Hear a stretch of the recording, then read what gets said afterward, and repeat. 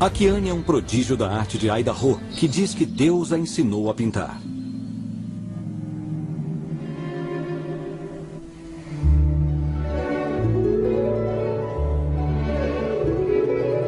E por 9 anos, ela pintou sem parar.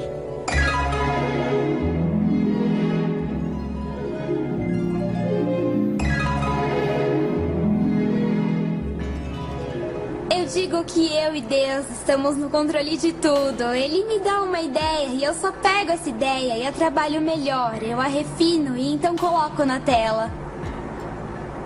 Então ele é o meu professor particular, meu mestre. Ela tinha 4 anos quando eu soube que ela tinha alguma coisa especial, porque ela descrevia muitas coisas novas em assuntos espirituais.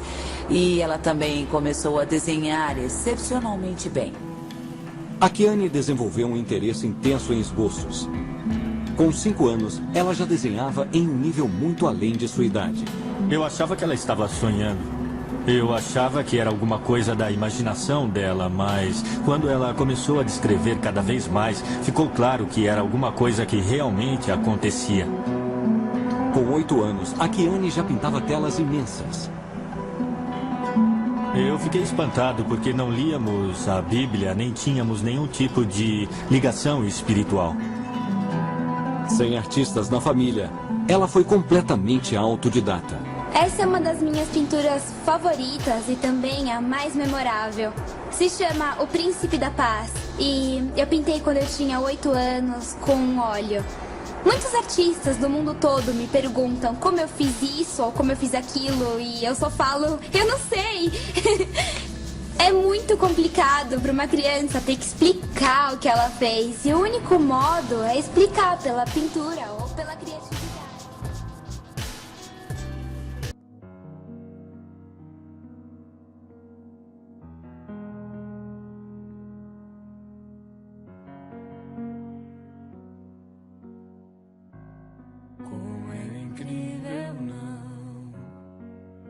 Consigo explicar como você consegue, no meio do silêncio, ao meu coração falar.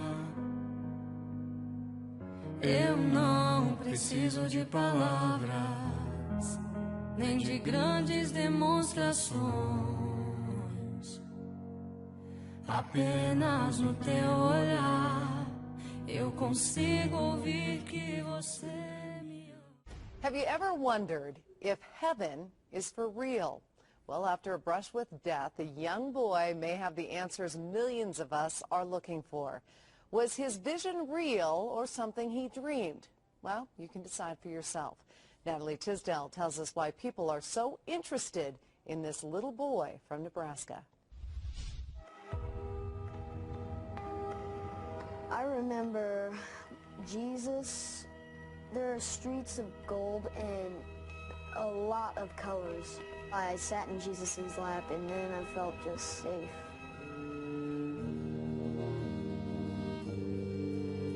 It sounded like a story dreamed up by a little boy, but to understand what Colton Burpo said, you have to hear what he did.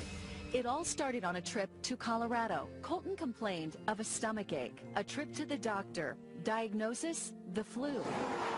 Back home to Nebraska, another doctor, still no improvement. Colton went downhill fast. As parents, we felt sick. You know, what we could have done different. Man, we did this wrong. Turns out for 5 days he suffered misdiagnosed. The then 3-year-old had a ruptured appendix. While in surgery, his parents, Todd and Sonia, prayed in separate rooms. They thought they had lost him. Miraculously, after a difficult recovery, Colton survived. But his story is far from over. There were things Colton did and things he said after the surgery that were out of the ordinary. But until a drive past the hospital 4 months after his surgery, none of it made sense. His dad jokingly asked Colton if he wanted to go back to the hospital. His response? But you know, Dad, and he looks at me in the mirror, and I'm looking at him. He says, the angels, they sang to me while I was there. I remember looking in the mirror, and he's just dead serious. Colton's story about heaven was about to begin. And I look at my wife, and she looks at me, and it's like, has he spoken to you? She's like, no. Her eyes are probably as big as mine, and I'm sitting here going, He's never talked to me about angels before. While in heaven, Colton says he saw many things and met many people, including Pop, his great-grandfather who died 30 years before Colton was born. But Colton says he didn't look like the photo in his house. A picture sent months later by his grandmother was more like the man he met, a young man without glasses. And perhaps the most shocking part of Colton's story. He stands right in front of his mom and is like, Mom, I have 2 sisters. But he only has one sister. You had a baby die in your tummy, didn't you, Mom? His parents never told him about the miscarriage. She looked familiar, and then she started giving me hugs and telling me that she was glad to have someone from her family up there. Over time, this young man's visions became more real, from his description of Jesus to his talks with God, even a discussion about Armageddon. I actually got a glimpse of it. Now, how does a kid make that up? The Burpo family accepted and embraced their little boy's unbelievable story. Todd Burpo is a pastor here in Imperial, Nebraska, population 1,800. Many people here know about Colton's story. In fact, they've encouraged Todd to write a book about it. He did. Here it is. It's a New York Times bestseller.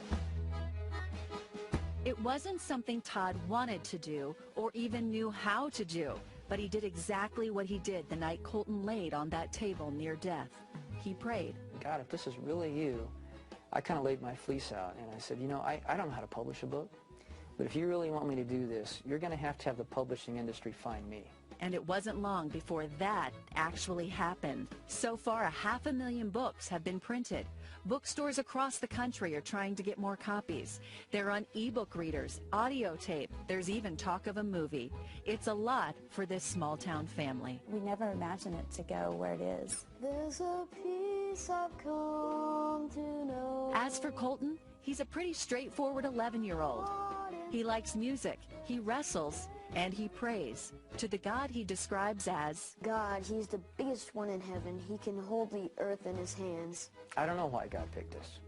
We're just normal people, but God did a remarkable miracle for us. Natalie Tisdall, Fox 31 News.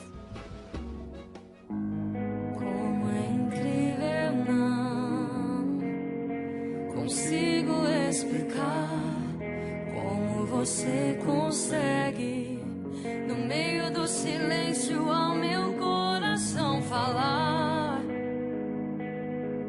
Eu não preciso de palavras, nem de grandes demonstrações.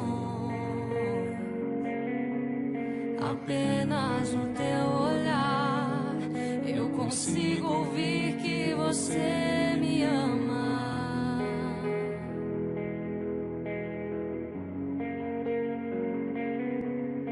E quando estamos a sós, minha cabeça no teu peito faz silenciar todos os medos dentro de mim. É no silêncio que o teu coração fala o meu.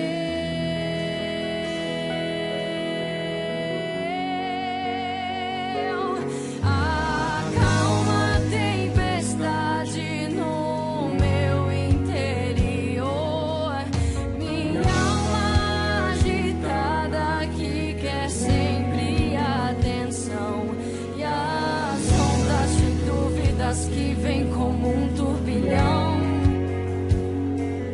Na quebra das ondas de encontro aos rochedos